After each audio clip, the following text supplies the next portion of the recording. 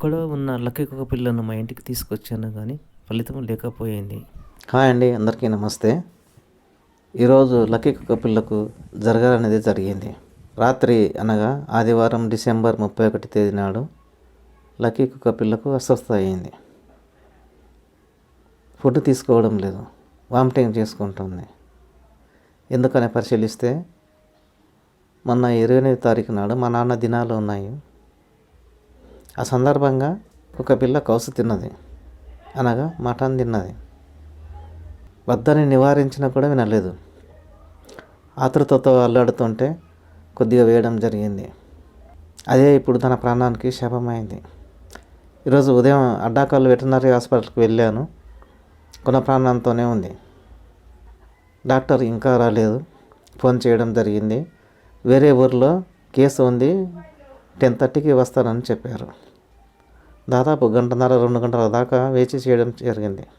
ఆలస్యం కావడం వల్ల కూడా ఒక రకంగా లక్కీ కుక్క పిల్ల ప్రాణాలు కోల్పోయిందని చెప్పవచ్చు.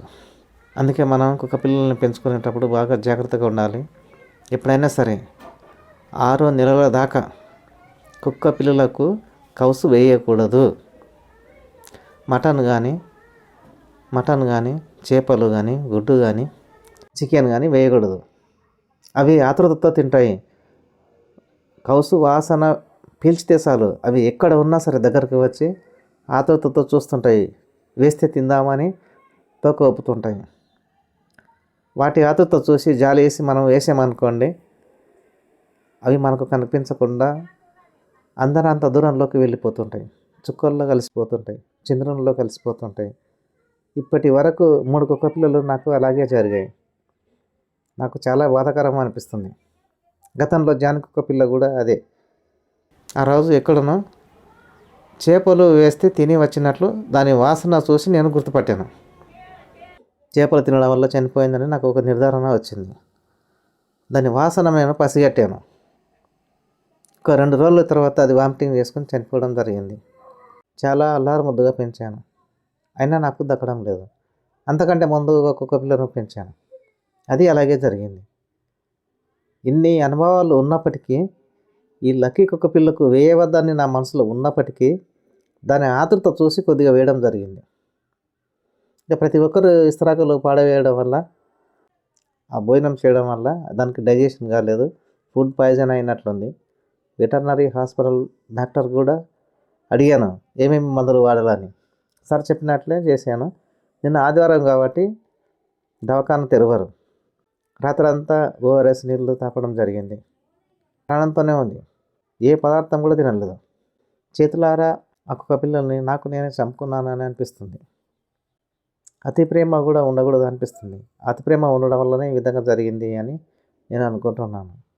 ఇప్పుడే కానీ కౌసు వేయవద్దు, ఇదొక్కటి నేను నేర్చుకున్నది.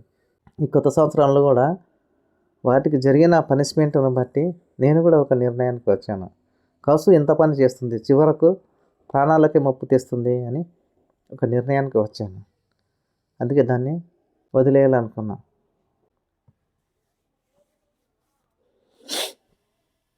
వామిటింగ్ చేస్తుందని ఒమికాయిన్ సిరప్ కూడా వేసాను. టాక్సిమ్ 250 mg ఇంజెక్షన్ కూడా 0.5 ml కూడా వేయడం జరిగింది 2 సార్లు. 2 రోజుల దాకా బాగానే ఉంది, కానీ లోపల దానికి పరిస్థితి విషమంగా ఉన్నట్లుంది. అందుకే ఈరోజు తుదిశ్వాస విడవడం జరిగింది. 2 గంటలు డాక్టర్ దగ్గరికి వెళ్తే కూడా అక్కడ డాక్టర్ కూడా తగిన సమయానికి లేకపోవడం కూడా కొంత కారణమైంది అని నేను అనుకుంటున్నాను. ఏది ఏమైనా మనం కుక్క పిల్లల్ని పెంచేటప్పుడు జాగ్రత్తగా పెంచుకోవాలని నా యొక్క మనవి. ఇక నుండి నేను కుక్క పిల్లల్ని పెంచదలుచుకోలేదు. ఎందుకంటే ఏ కుక్క పిల్లల్ని ఎంతో ప్రేమతో పెంచినా అవన్నీ ఏవి కూడా దక్కడం లేదు. నా బిడ్డ విషయంలో కూడా అదే జరిగింది. నేను ఎంతగానో ప్రేమించినప్పటికీ నా బిడ్డ నాకు దూరమైంది. అలాగే ఈ కుక్క పిల్లల్ని కూడా చాలా మటుకు ప్రేమించాను. ఆ ప్రేమించిన ప్రేమ ఇప్పుడు నాకు దూరమైంది. నేను దేనిని ఎక్కువగా ప్రేమిస్తానో అవి నాకు దక్కవు అనేది గతంలో వీడియో కూడా చేశాను. నా నిజ జీవితంలో కూడా జరిగినటువంటి అనుభవాలు అవన్నీ కూడా. ఎక్కువ ప్రేమించినటువంటి 2 కుక్కలు ఉన్నాయి. అవి హ్యాపీగా ఉన్నాయి, యాక్టివ్గా ఉన్నాయి, మంచిగా తిరుగుతున్నాయి. దాదాపు 7-8 కుక్క పిల్లల్ని పెంచాను ఇప్పటి వరకు 2-3 ఇయర్స్ లోపల. కొన్ని చనిపోయినాయి, కొన్ని ఏమో మిస్ అయినాయి. మరి ఆ మిస్ అయినవి ఎక్కడ వెళ్ళినవి, ఎందుకు వెళ్ళినవి కూడా చాలా దేవులాడాను, చాలా వెతికాను ఊరు మొత్తం కూడా. కానీ అవి ఎక్కడ పోయినవి అనేది ఇప్పటి వరకు నాకు కూడా అర్థం కాలేదు. ఇవి మాత్రం ఫుడ్ పాయిజన్ తోటి చనిపోయినాయి. ఇవి స్ట్రీట్ డాగ్ కదా, బయట నుంచి తీసుకొచ్చినవి ఇంట్లో ఉండడానికి ఎక్కువ ఇష్టపడవు, బయట తిరగడానికి ఎక్కువ ఇష్టపడతాయి. గొలుసుతో కట్టి వేస్తే వాటికి నచ్చదు, అయినా అలవాటు చేశాను. మనం కానీ మన ఇంటి చుట్టుపక్కల ఉన్నటువంటి ఫ్యామిలీస్ కానీ వాటికి కౌసు వేస్తే తింటాయి. తిన్న తర్వాత డైజెషన్ కాకుండా వామిటింగ్ చేసుకొని ఫుడ్ తినకుండా చివరకు అవి తుది శ్వాసని విడుస్తున్నాయి. నిన్న రాత్రి అంతా కూడా దేవుని ప్రార్థించుకున్నా, అయినా ఫలితం తగ్గలేదు.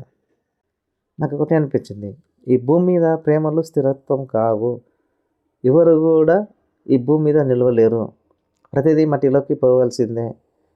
ఇదంతా కూడా ఆధ్యాత్మికంగా నాకు అనిపిస్తూనే ఉంటుంది. చాలా మళ్ళీ కూడా ఉన్నంత వరకు తోటి మనుషుల్ని కానీ, మన తోటి ఉన్నటువంటి జీవుల్ని కానీ, మూగజీవుల్ని కానీ ప్రేమించాలి అనేది నాకు ఫస్ట్ నుండి ఉన్నటువంటి ఒక కోరిక, ఒక అభిలాష.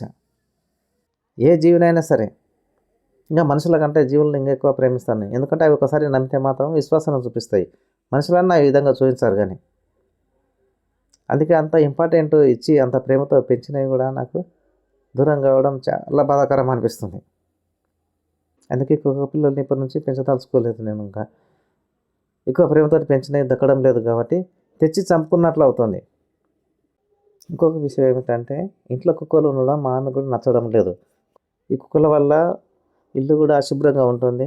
కుక్కలు వద్దు వద్దు అని ఎప్పుడు కూడా నివారిస్తుంది, కానీ బయట పెట్టడానికి జాగలేదు. ఇంట్లో నాకు ఎంతో ఇబ్బంది ఉన్నప్పటికీ కూడా వాటిని ఎంతగానో ప్రేమించాను. మా ఆమెతోటి సమస్యలను సాల్వ్ చేసుకుంటూ, ఆమెతోటి అన్ని విషయంలో కూడా రాజీ అవుతూనే వీటిని ఇప్పటి వరకు జీవింపజేస్తూనే ఉన్నాను. కానీ చివరికి మాత్రం వదిలేసి వెళ్ళడం జరిగింది. జానకి కుక్క పిల్ల చనిపోవడంతో జ్ఞాపకార్థకంగా నా ఛానల్కు అదే ప్రొఫైల్ పిక్ పెట్టుకున్నాను. అందుకే పెట్ డాగ్స్ అని కూడా పెట్టడం జరిగింది. ఆ జానకి కుక్క పిల్ల జ్ఞాపకార్థం కోసం నా ఛానల్ పేరు మీదనే ఉంటుంది. ఇట్లా వస్తే చాలు, ఇంక వస్తూనే ఉంటుంది. ఎక్కడమ్మా వచ్చేది ఎంత ఎక్కడ బాగలేదాడా?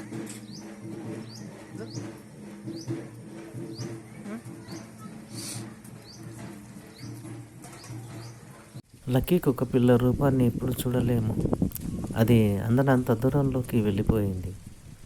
ఈ భూమి మీద ఏది శాశ్వతం కాదు, వ్యర్థము వ్యర్థము వ్యర్థము. లక్కీ